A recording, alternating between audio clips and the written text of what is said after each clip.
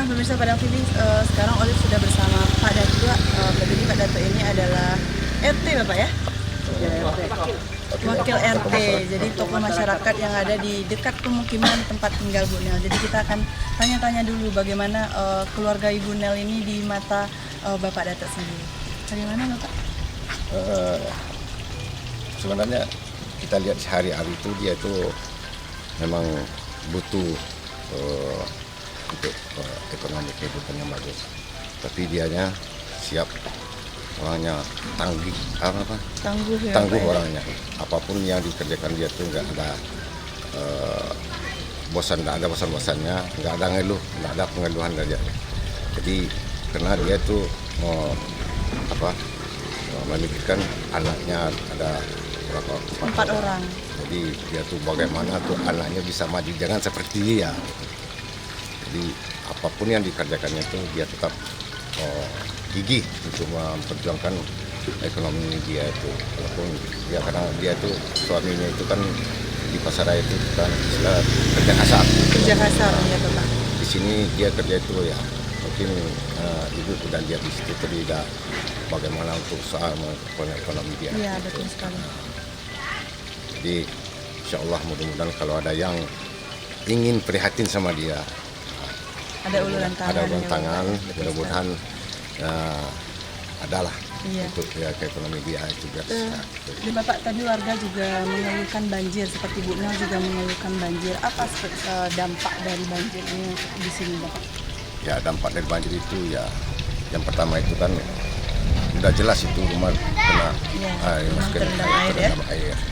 Terus untuk yang kita tuh udah berusaha ke lurah, camat, sampai wali kota udah pernah lihat di sini bagaimana untuk menanggulangi banjir di daerah sini. Karena di batang air Keranji ini kan itu kan biasa kan dari atas kalau hujan deras kalau di atas itu di daerah Batu Lusuk ya, Gunung Nago ya kan.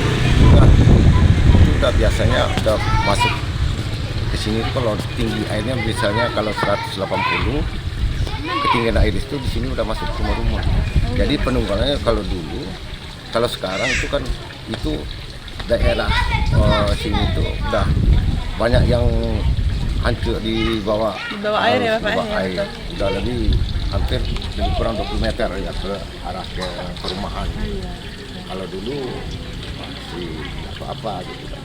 Cuma kami dari komplek perumahan Jakarta Utama mengharapkan untuk cepat menyelesaikan penanggulangan banjir. Ada solusi dari pemerintah pemerintah. begitu ya Bapak ya. Baik Bapak. Nah Ya. pemirsa, ternyata di sini bukan hanya kondisi ekonomi yang mempersulit warga, namun juga mereka harus berjuang menghadapi banjir. Nah sekarang Olive bersama Bapak Dato mau melihat apa sebenarnya penyebab dari banjir ini.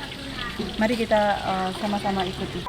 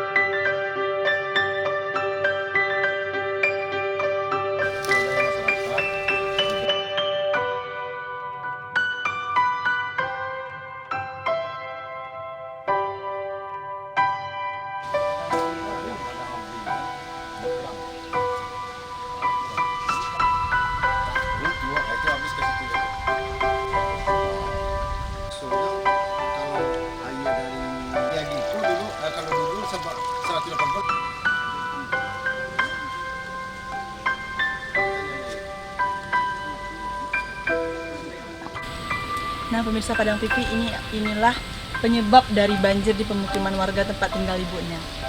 Kita bisa lihat sendiri, mungkin ini air yang sering naik ya Bapak ya, Iya, kalau sudah hujan. Ya. Bisa dijelaskan sedikit nih Bapak, bagaimana Pak?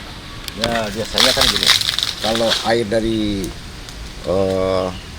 Batu Busuk, ya kan, Gunung Nago ya, dari Gunung Nago. Kalau hujan yang lebat di sana itu biasanya kalau lama itu mencapai 185 itu udah mencapai udah masuk ke perumahan warga. Tapi kalau ketinggian air yang di sini udah masuk. Tapi biasanya kalau air Gunung Nago itu tinggi, kalau di sini nggak hujan, nggak apa-apa, jarang kena banjir biasanya. Tapi kalau air Gunung Nago itu tinggi, di sini hujan, Di sekitar Padang. sekitar Padang hujan, itu biasanya masuk ke perumahan Masuk ke perumahan. yang kita alami gitu, yang kita jalani gitu. Jadi kami mengharap kepada pemerintah bagaimana solusinya untuk penanggulangan daerah penanggulangan banjir di sini gitu kan. Soalnya di sini itu tanah yang itu udah dimakan lebih kurang 20 meter itu ke arah perumahan itu. Tanah ini apa? Ladang ubi itulah. Ladang ubi sudah 20 dimakan meter. banjir itu lebih kurang 20 meter. Nah, jadi bagaimana kami mengharap kepada pemerintah ya untuk bagaimana solusinya biar cepat, jangan hampir tiap bulan-bulan berember-ember ini ya hampir kena banjir lah kita. Yang semua, ada kan. ember-embernya Iya, kena ada banjir ya ember-embernya, Pak ya. gitu. Pas musim hujan. Pada musim hujan. Iya, betul. Jadi mudah-mudahan perhatian pemerintah Padang dapatlah untuk penanggulangan banjir kita di sini.